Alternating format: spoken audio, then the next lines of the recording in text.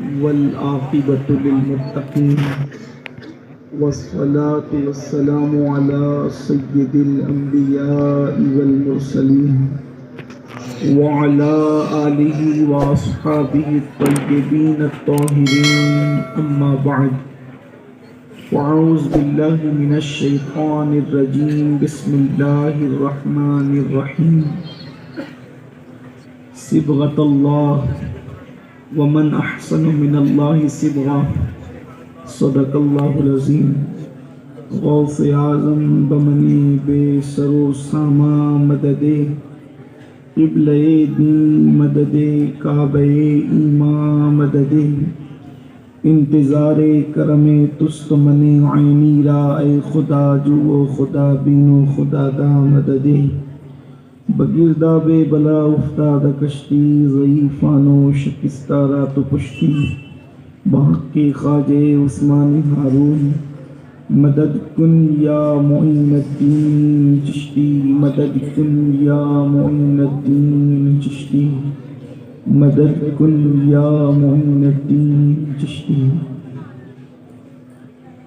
لائق صد تکریم واجب الاحترام برادر ذی قدر شہزاد رسول حضرت مولانا سید محمد قادری صاحب جملہ ذوی الاحترام ذوی الاحتشام باصفا علماء کرام حاضرین محفل پردہ نشین ماؤں اور بہنوں السلام علیکم ورحمۃ اللہ وبرکاتہ۔ وعلیکم السلام ورحمۃ اللہ تعالی وبرکاتہ۔ نہایت ادب اور احترام کے ساتھ اپنے اور ساری کائنات کی مرکز عقیدت انیس بے کساں چارہ ساز درد منداں ہم غریبوں کی غم گسار ہم فقیروں کی ثروت شہر یار ارم تاجدار حرم نوبہار شفاعت شب اسرا کے دولہا نوشے بزم جنت دانائے سبل مولائے کل ختم الرسل خسرو خوباں سیاح لامکاں وجہ کل فکاں در اللہ المکنون سر اللہ المخزون عادل ما کانا وما یکون آب و گل انبیاء جان و دل اصفیاء مطلع ہر سعادت مقطع ہر سیادت خلاصہ کائنات فخر موجودات حضور احمد مجتبی محمد مصطفیٰ ارواحنا فدا صلی اللہ تعالی علیہ وآلہ وصحبہ وبارک وسلم کی بارگاہ بے کس پناہ میں جس طریقے سے پڑھاؤں بلند آواز سے میرے ساتھ مل کر پڑھیں الصلاۃ والسلام علیک یا رسول اللہ، الصلاۃ والسلام علیک یا نبی اللہ، الصلاۃ والسلام علیک یا حبیب اللہ وعلا آلک و اصحابک یا نور اللہ صلی اللہ تعالی علیہ وسلم۔ خواجہ ہند و دربار ہے اعلیٰ تیرا، خواجہ ہند و دربار ہے اعلیٰ تیرا، کبھی محروم نہیں مانگنے والا تیرا۔ آج کی یہ محفل عطائے رسول ہند الولی معین ملت والدین خواجہ معین الدین چشتی حسن سنجری ثم اجمیری رضی اللہ تبارک و تعالی عنہ کی یاد میں انعقاد پذیر ہے، اور اس سرد رات میں آدھی رات گزرنے کے بعد بھی آپ لوگ پورے ذوق و شوق کے ساتھ یہاں پر موجود ہیں۔ اللہ کی بارگاہ میں دعا کی جاتی ہے کہ اللہ تعالیٰ اپنے حبیب مصطفیٰ کریم رؤوف الرحیم صلی اللہ تعالی علیہ وآلہ وصحبہ وبارک وسلم کے صدقہ و طفیل میں آپ کو ہم سب کو ان محبتوں کا صلہ دونوں جہان میں عطا فرمائے، اور یہاں شوق کے ساتھ بیٹھنا جو دن 50,000 سال کے برابر ہوگا. اللہ اس دن کھڑے ہونے سے ہمیں محفوظ رکھے. چونکہ مجھے عنوان جو دیا گیا ہے عطائے رسول سرکار غریب نواز کا، اس کی مناسبت سے قرآن مقدس کی آیہ کریمہ کے حصے کی تلاوت کی ہے. سلطان الہند سرکار غریب نواز ہندوستان کے مبلغ اعظم ہیں. سب سے بڑا دین کا مبلغ اور دین کا داعی ہونے کا شرف سرزمین ہندوستان پر اللہ تبارک و تعالیٰ نے غریب نواز کو عطا فرمایا ہے. یہ بڑا اعزاز ہے غریب نواز کے لیے کہ آپ کو اللہ نے ہندوستان کا مبلغ اعظم بنایا، اور آپ کے ذریعے سے اللہ نے ارض ہند پر جو دین کا کام لیا وہ کسی کے حصے میں نہیں آیا. سرکار غریب نواز، ان کی زندگی کو جب ہم پڑھتے ہیں، ان کی زندگی کا مطالعہ کرتے ہیں، تو ہم اس نتیجے پر پہنچتے ہیں کہ اللہ کے رسول صلی اللہ علیہ وآلہ وسلم نے اپنی سیرت کے جو گل بوٹے لگائے تھے اس کا عکس جمیل سرکار غریب نواز نے اپنی زندگی کے اندر ڈھال لیا تھا. ہم جو چیزیں، بہت ساری چیزیں ہم اللہ کے رسول علیہ السلام کی زندگی میں دیکھتے ہیں، اس کا عکس ہمیں سرکار غریب نواز کی زندگی میں نظر آتا ہے. میں اپنے نوجوانوں کو اس اعتبار سے حضور غریب نواز کی زندگی آج پیش کرنا چاہتا ہوں کہ وہ اللہ کا رنگ جو مصطفیٰ جان رحمت صلی اللہ علیہ وآلہ وسلم کی سیرت کی شکل میں سرکار غریب نواز نے اپنے آپ پر جو اوڑا تھا اور جو چڑھایا تھا، وہ سیرت کے رنگ میں اس قدر رنگ چکے تھے کہ پیدائشی طور پر ان پر اللہ تبارک و تعالیٰ نے مصطفیٰ جان رحمت کی سیرت کا رنگ چڑھا دیا تھا، جس کو قرآن اللہ کا رنگ کہتا ہے.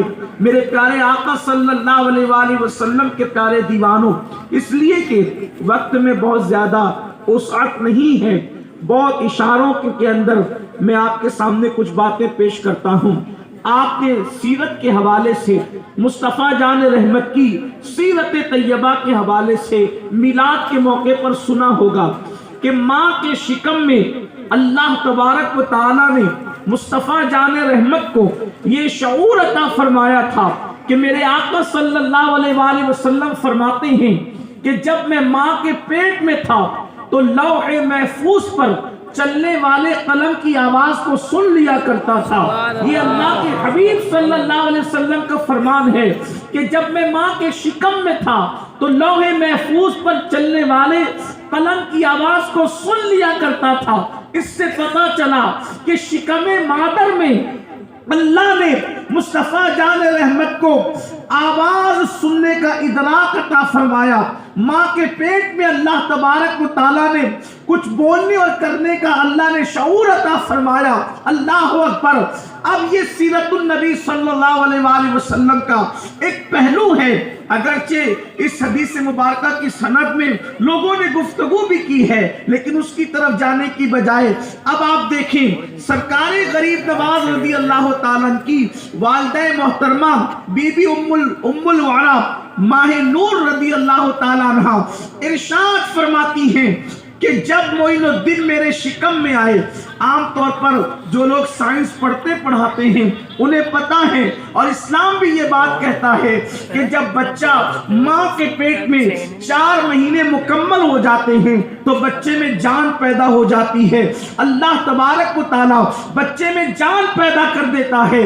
غریب نواز کی امی جان فرماتی ہے جس دن سے میرے بچے کے اندر جان پیدا ہوئی، میرے شکم میں میرے بچے میں جان پیدا ہوئی معین الدین کے اندر، اس دن سے لے کر کے ولادت تک روزانہ کا معمول یہ تھا کہ تہجد سے لے کر کے چاشت یا اشراق کے وقت تک وہ لا الہ الا اللہ کا ورد کیا کرتے تھے، جس ذکر کی آواز کو میں خود بھی سن لیا کرتی تھی.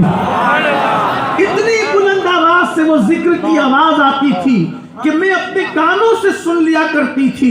شکم مادر کے کے اندر اللہ اکبر سیرت النبی کا یہ رنگ سرکار غریب نواز کی زندگی میں. اسی طریقے سے غریب نواز کی زندگی کے اندر ایک چیز اور ہمیں ملتی ہے. مثال کے طور پر حضرت سیدہ حلیمہ سعدیہ رضی اللہ تعالیٰ عنہ ارشاد فرماتی ہیں کہ جب میں نے محمد عربی کو جو ہے وہ دائیں طرف کا پستان پیش کیا دودھ پینے کے لیے تو انہوں نے دودھ نوش فرمایا، لیکن جب بائیں طرف کا میں نے جو ہے شرف عطا کرنے کے لیے دیا تو انہوں نے منہ پھیر لیا اور میرا وہ بچہ میرے شوہر کی گود میں موجود تھا تو انہوں نے بائیں طرف کی طرف سے منہ ہٹا کر کے میرے شوہر نے جو بچہ لے کر کے کھڑا ہوا تھا اس کی طرف اشارہ کیا اور گویا کہ بتایا امی میں تو دودھ پی چکا ہوں، اب میرے بھائی کو بھی پلا دیا جائے جو بھوک کی وجہ سے سسک رہا ہے، بھوک کی وجہ سے بلک رہا ہے. اور پھر انہوں نے اپنے بھائی کے لیے پستہ کو ترک کیا. میرے امام فرماتے ہیں بھائیوں کے لیے ترک پستہ کریں. دودھ پیتوں کی نسبت پہ لاکھوں سلام. بی بی ماہ نور فرماتی ہیں کہ جب میں معین الدین کو دودھ پلایا کرتی تھی اور غریب عورتیں اپنے بچوں کو لے کر آتی تھی، اس لیے کہ غریب عورتیں بھوکی پیاسی فاقہ کش آتی تھی میرے گھر پہ اور ان کے بچے بھوک کی وجہ سے بلک رہے ہوتے تھے اور معین الدین دودھ پی رہے ہوتے تھے اور ان بچوں کے رونے کی آواز معین الدین کے کانوں میں آتی تھی تو وہ دودھ پینا چھوڑ دیتے تھے اور ان بچوں کی طرف انگلی کا اشارہ کر کے گویا مجھے بتاتے تھے امی میں تو پی چکا ہوں، ان غریب بچوں کو بھی میرے حصے کا پلا دیا جائے. یہ بچپنے میں سیرت النبی صلی اللہ علیہ وآلہ وسلم کا عکس جمیل سرکار غریب نواز رضی اللہ تعالیٰ کی زندگی میں نظر آتا ہے. پھر اس کے بعد آپ دیکھیں اللہ اکبر حضور اکرم صلی اللہ علیہ وآلہ وسلم کی زندگی کے اندر اور بھی بہت سارے واقعات ملتے ہیں،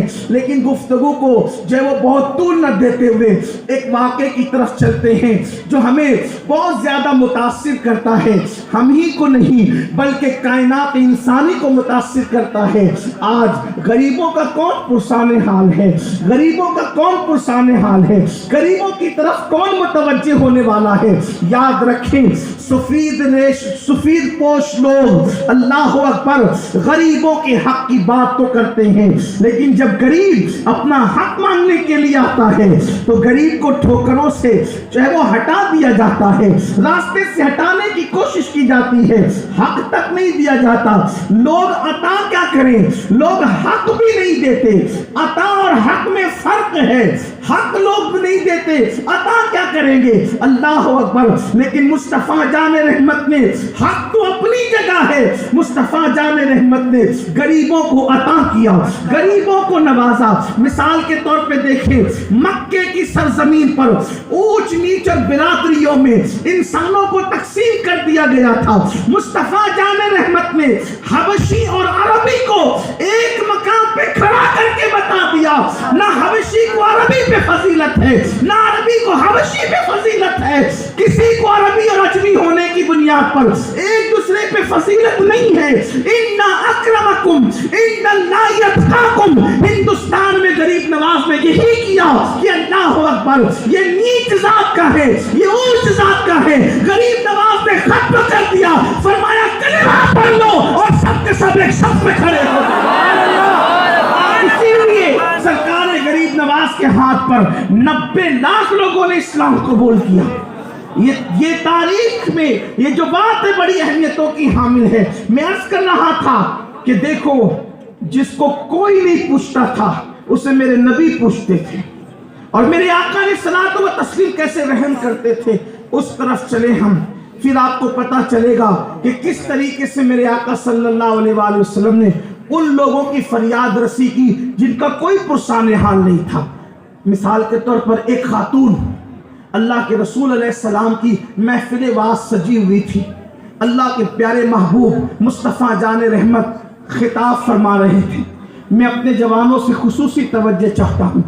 ہم یہ سمجھتے ہیں کہ صرف نماز عبادت ہے، صرف روزہ عبادت ہے، صرف حج عبادت ہے، صرف صدقہ عبادت ہے. یاد رکھنا ساری عبادتوں کی اہمیت اپنی جگہ ہے، مگر اللہ کے بندوں کا رسپیکٹ، اللہ کے بندوں کا خیال کرنا، اس کا مقام ہی جدا ہے، اس کا مقام ہی جدا ہے۔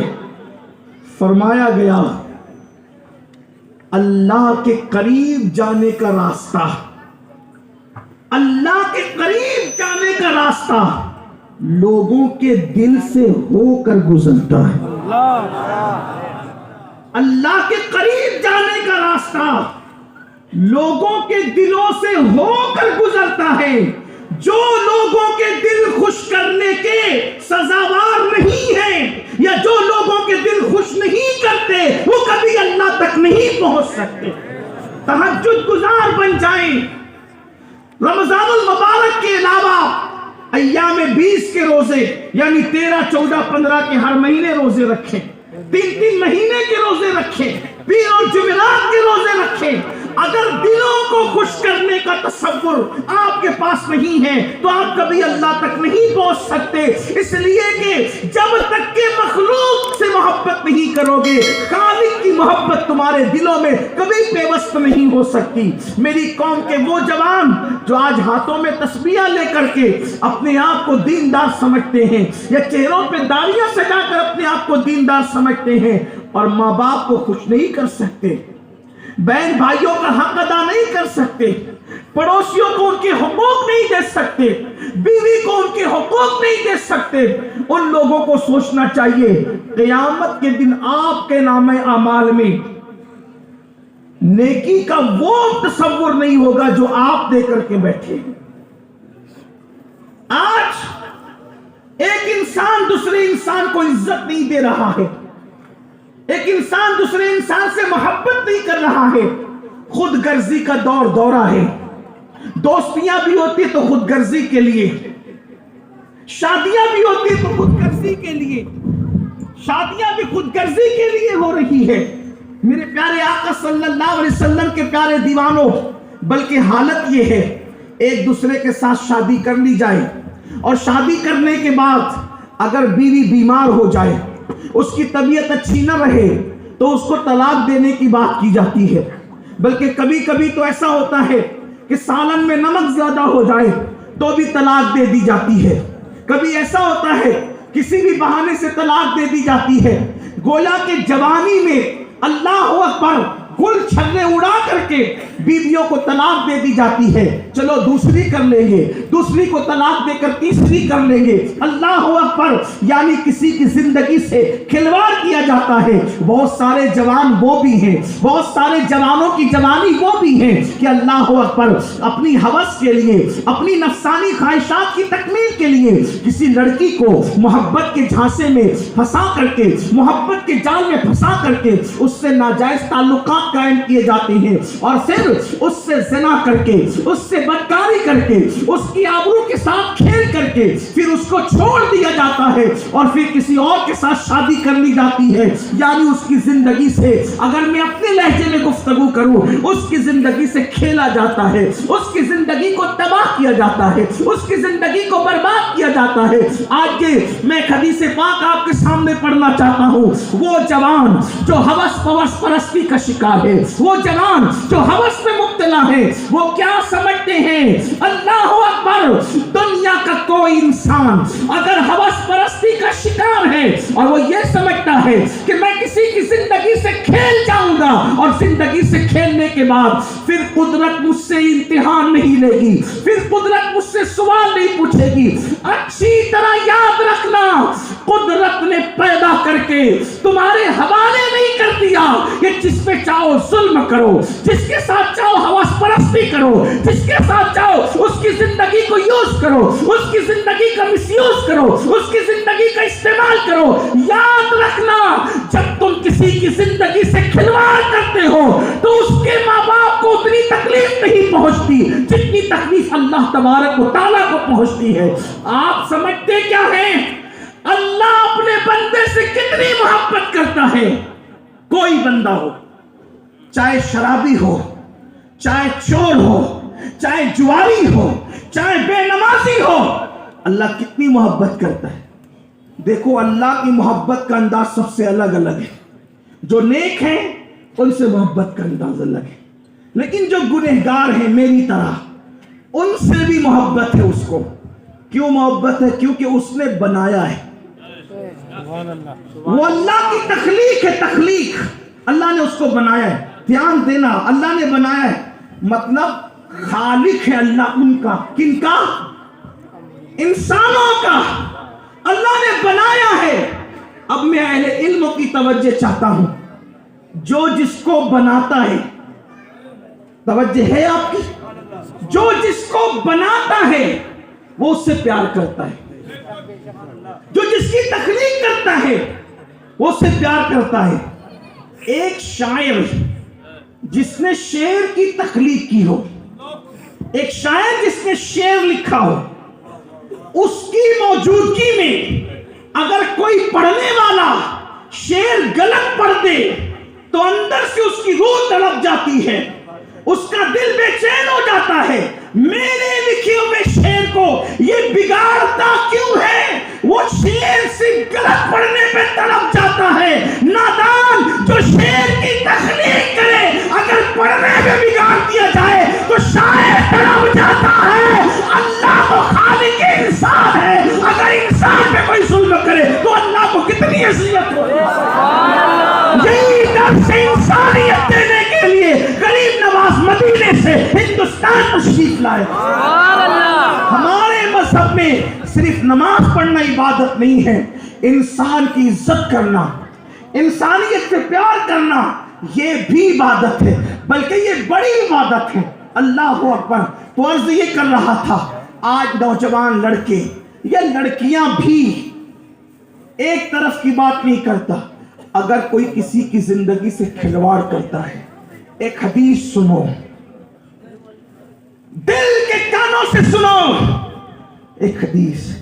और कुछ वो भी जवान हैं, शादियां कर लेते फिर नशे में मुब्तला हो गए, शराब पीने लगे, बच्चों की जिंदगी से खिलवाड़ हो रहा है, बच्चों की तालीम पर तवज्जो नहीं, बीवी की जिंदगी से खिलवाड़ हो रहा है, उसके हुकूक पर तवज्जो नहीं। यूं तो उनकी दुनिया और आखिरत दोनों तबाह है।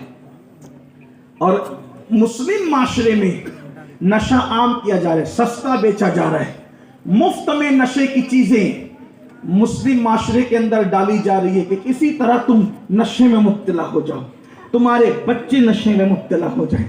बार बार का रोना है। लोगों को कहा जाता है ये नशे के तुमको क्यों आदी बनाना चाहते हैं? इसलिए कि इनको डर है तुम नशा करके पड़े रहो, क्योंकि वो जानते हैं जिस दिन तुम्हें होश आएगा फिर तुम किसी को संभलने नहीं दोगे। जिस दिन तुम पढ़ोगे फिर कोई तुमसे आगे नहीं बढ़ सकेगा। जिस दिन तुम तिजारत करोगे तुमसे कोई आगे नहीं बढ़ सकेगा। जिस दिन तुम सियासत करोगे उस दिन कोई तुमसे आगे नहीं बढ़ सकेगा। इसलिए ना तुम्हें पढ़ने देना चाहते हैं, ना तिजारत करने देना चाहते हैं, ना तुम्हें सियासत करने देना चाहते हैं, क्योंकि तुम्हारी सियासत वो है कि आज तक 1400 साल पहले जो तुमने सियासत की थी, आज तक वो तुम्हारी सियासत को हैरत से तक रहे हैं, वरना 1450 साल बीत चुके हैं। नबी ने एक ऐसा सियासतदान दुनिया को दिया था जिसने 3 बर्रे आज़मों पर इस्लाम का परचम लहराया था।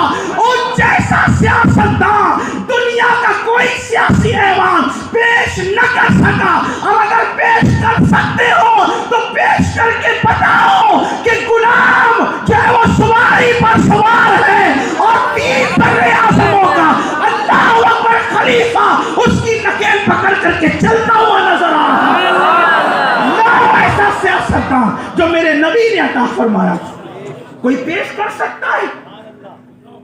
गुलामों पे जुल्म करने वाले सियासतदानों के नाम तो हम ले लेंगे, लेकिन गुलाम को नाके पर सवारी पर सवार करने वाला कोई ऐसा आका भी तो बताओ।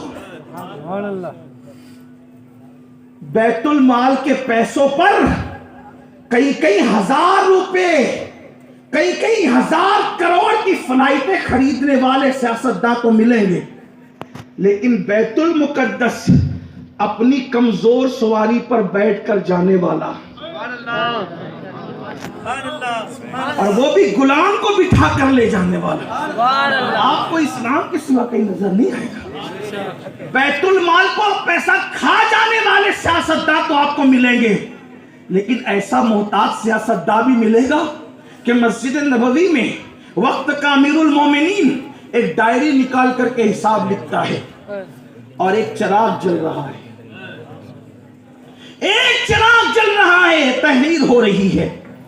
بعد میں دوسری ڈائری آتی ہے تو قلم بھی دوسرا آتا ہے. ڈائری کے ساتھ قلم الگ تھا, ڈائری بدلی قلم بھی بدلا. چلے ڈائری بدلی قلم بدلا, لیکن ڈائری بدلی تو چراغ بھی بدلا. پہلا چراغ بجھا دیا گیا, دوسرا چراغ جلا دیا گیا, اور پھر حساب لکھا جانے لگا.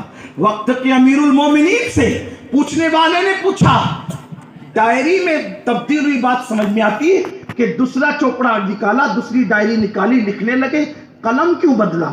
اسی قلم سے لکھا جا سکتا تھا. چلے قلم بدلا پھر بھی کوئی بات نہیں, چراغ کیوں بدلا؟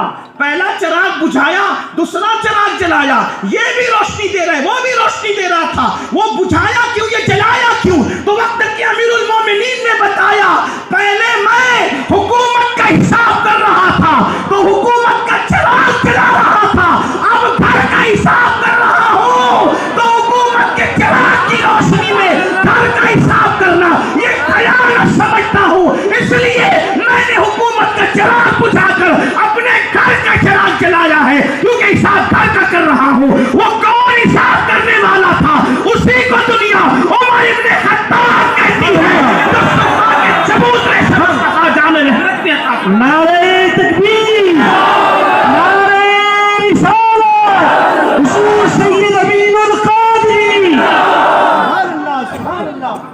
اس لیے تمہیں نشے میں مبتلا رکھنا چاہتے ہیں کہ پھر کوئی تم میں پرتو عمر پیدا نہ ہو. تمہیں اس لیے نشے میں مبتلا رکھنا چاہتے ہیں کہ پھر تم میں کوئی بو علی سینہ پیدا نہ ہو, پھر تم میں کوئی فیسا گورس جنم نہ لے سکے. یہ ہے سازشیں. آپ سمجھو گے کب؟ آپ کو کب سمجھ میں آئے گا؟ آپ تو کہتے ہو کہ یہ سہولت مل رہی ہے, وہ سہولت نہیں ہے.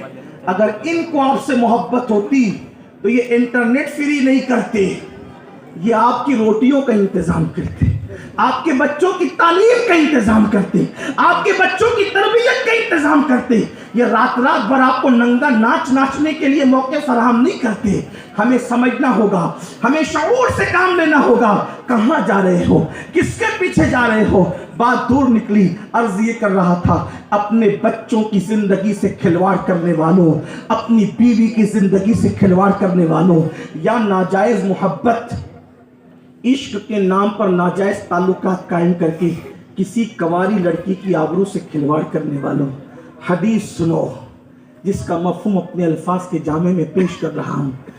عورت سے کھلواڑ کرنا یا اس کی زندگی سے یا اپنے بچوں کی زندگی سے کھلواڑ کرنا, یہ تو بہت بڑا جرم ہے. کسی چڑیا کی زندگی سے کھیلنا, چڑیا جس کی کوئی عزت نہیں ہے سماج میں, چڑیا جس کی کوئی اوقات اور حیثیت نہیں ہے لوگوں کے درمیان, جس کا وزن بھی چھٹاک بھر سے زیادہ نہیں ہوتا. میرے آقا غیب دا نبی صلی اللہ علیہ وآلہ وسلم نے فرمایا کہ جس نے چڑیا سے کھیلا, جس نے چڑیا سے کھیلا اور وہ چڑیا مر گئی, جس نے چڑیا سے کھیلا اور چڑیا مر گئی, قیامت کے دن وہ چڑیا اللہ کی عدالت میں فریاد کرے گی, مولا آج عدل اور انصاف کا دن ہے, میں تجھ سے عدل اور انصاف چاہتی ہوں. یہ شخص نے میری زندگی سے کھیلا تھا حتیٰ کہ میں مر گئی تھی. چڑیا جس کو شمار میں بھی نہیں لیتے ہیں لوگ. میرے نبی مصطفیٰ کریم رؤوف الرحیم صلی اللہ علیہ وآلہ وسلم فرماتے ہیں, جس نے چڑیا کی زندگی سے کھیلا ہوگا, چڑیا مر گئی. وہ چڑیا فریاد کرے گی کہ میں عدل چاہتی ہوں, اس نے میری زندگی سے کھیلا تھا. تو اللہ اس چڑیا کی آواز میں اتنا اثر اور اتنی طاقت پیدا کرے گا. یعنی چڑیا کی آواز تو بہت باریک سی ہوتی ہے نا دنیا میں, کون سنتا ہے, لیکن قیامت میں اللہ چڑیا کی اثر میں چڑیا کی آواز میں اتنی طاقت پیدا فرمائے گا کہ وہ آواز ایسی نکلے گی جیسے بجلی کی کڑک، اور جس نے اس کی زندگی سے کھلواڑ کیا ہوگا اس کے کانوں کو پھاڑ دے گی، اور اللہ اس چڑیا کو جواب دے گا آج ہر مظلوم کو ظالم سے حق دلایا جائے گا، اور اللہ جواب دے گا اگر کسی سینگ والی بکری نے بغیر سینگ والی بکری کو مارا ہوگا، کسی سینگ والی بکری نے بغیر سینگ والی بکری کو مارا ہوگا تو وہ بغیر سینگ والی بکری کو بدلہ دلایا جائے گا سینگ والی بکری سے۔ اگر کسی پتھر نے کسی پتھر کو مار کر کے اس پر چوٹ دی ہوگی تو وہ پتھر نے جس پتھر پر چوٹ لگائی ہے اس سے بھی بدلہ دلایا جائے گا۔ اگر کسی لکڑی نے کسی لکڑی کو خراش دی ہے تو اس لکڑی کو بھی بدلہ دلایا جائے گا۔ آج عدل ہوگا، آج انصاف ہوگا، اور پھر اللہ تبارک و تعالی اپنی عدالت میں اس بدبخت کے لیے فیصلہ فرمائے گا جس نے چڑیا کی زندگی سے کھلواڑ کیا تھا۔ اللہ فرمائے گا یہ پہاڑوں جیسی نیکیاں لے کر کے آیا ہے، لیکن ایک چڑیا کی زندگی سے کھلواڑ کرنے کے بدلے میں اس کی ساری نیکیاں ضائع کر دی جائے اور منہ کے بل گھسیٹتے ہوئے اس کو جہنم میں لے جایا جائے۔ میں پوچھنا چاہتا ہوں جس نے چڑیا کی زندگی سے کھلواڑ کیا، جب اس کے نیکیاں پہاڑوں جیسی ضائع کر کے اس کو منہ کے بل گھسیٹتے ہوئے جہنم میں لے جایا جائے گا، تو جس نے نشہ کر کے اپنی بیوی کی زندگی سے کھلواڑ کیا، اپنے بچوں کی زندگی سے کھلواڑ کیا، یا جس نے ناجائز محبت کر کے پیار اور عشق کے نام پر کسی لڑکی سے یا کسی لڑکی نے کسی لڑکے کی زندگی سے کھلواڑ کیا، ان کا انجام کیا ہوگا؟ تو بات دور نکلی۔ میں عرض یہ کر رہا تھا غریبوں کا کوئی پرسان حال نہیں، غریبوں کا کوئی مددگار نہیں، غریبوں کا کوئی غم گسار نہیں، مگر آؤ میرے آقا